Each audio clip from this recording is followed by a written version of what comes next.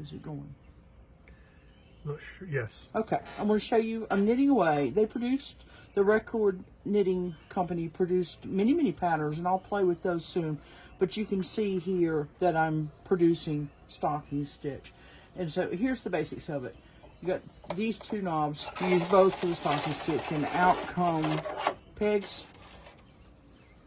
Then you put your yarn in between the pegs and the comb, and back you come again.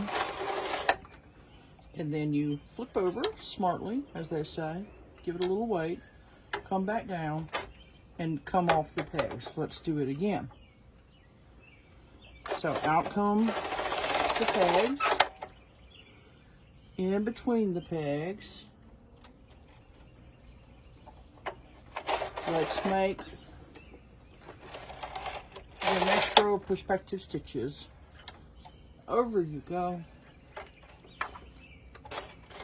Up and off, and so on and so forth. So next I'm going to work on garter stitch with my friend Charlie. He's already demonstrated before on YouTube, and I will be doing as well. Charlie and I will have a nice chat.